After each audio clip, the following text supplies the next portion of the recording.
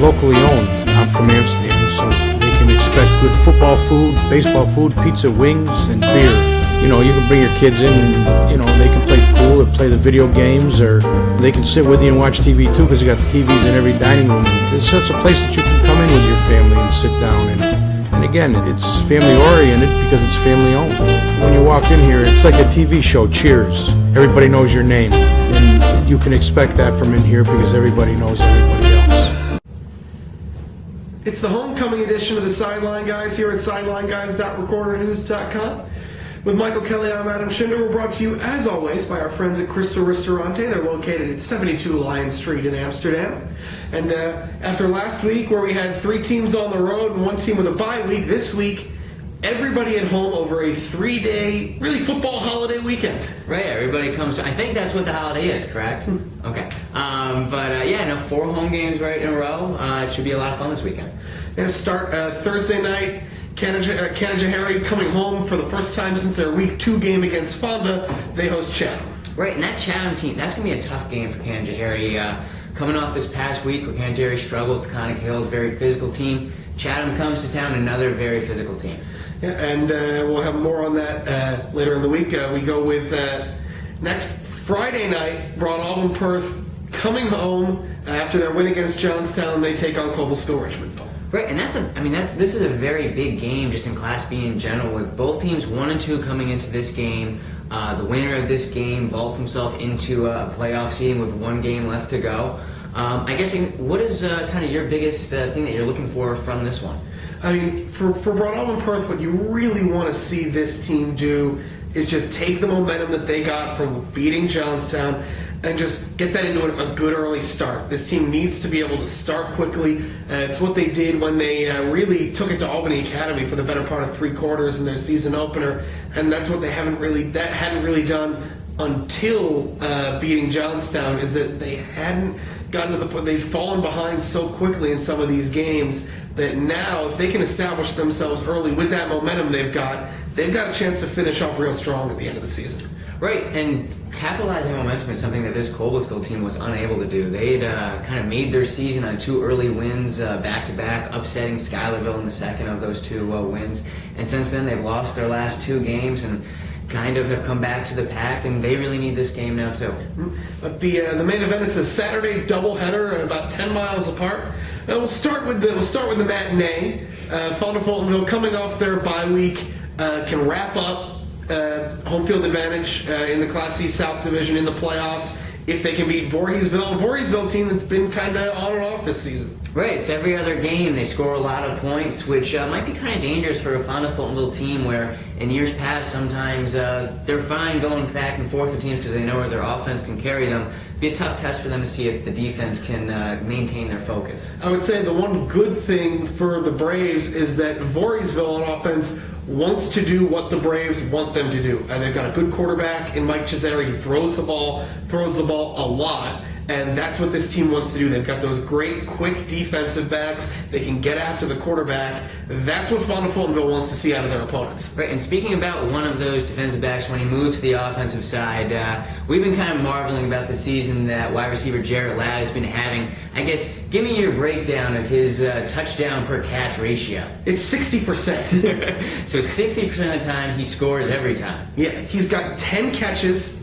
6 of them are for touchdowns, about 230 yards. He's averaging 20 plus yards a catch. Plus, he returned a punt for a touchdown. Plus, he's got an interception, I believe 3 interceptions in 4 games. He's not big, but he's very quick. He plays all over the field. He makes plays when they need him to make plays. Right, he's somebody who goes under the radar because Wally Kowalski come back off of last year's great rushing year, and then he's not also a quarterback, but he's that guy who kind of does a little bit of everything for Fonda. Yep, and he actually does very much remind me, wears number 2, he's about the same height. He reminds me very much of Tyler Hall, who had about 25 touchdown catches in a 2-season span as a junior and a senior, in an offense that threw the ball much, much more than this current Fonda team does. Right, and he might score 25 touchdowns if they would just throw the ball like 40 times, because every single time it seems to go that way for him. But I guess moving to a game where probably running will be the forte of it, The nightcap of our doubleheader on Saturday, Amsterdam hosts the Colony Garnet Raiders. Yeah, it's homecoming night, and Amsterdam's coming home with a lot of momentum. This team, 5-0, all in the Northwest Division. They've got home field advantage for the first 2 rounds of the playoffs. All sewn up. They're going to be ranked probably in the top 10 in New York State in Class A. They're coming home to face a AA team that really has not had very much success this year, especially on the defensive end. They've allowed, their last 4 games, they've allowed 35, 56, 48, and 43 points, the Colony Garnet Raiders. So it's really a mark of 2 teams that have gone in opposite directions. Right, and it's, Colony is a program that's kind of fallen on hard times for the past couple of years. And this is a chance, though, for Amsterdam, even though Colony is coming in with that poor record, it is still a AA school. They do play against some tougher competition, on the average.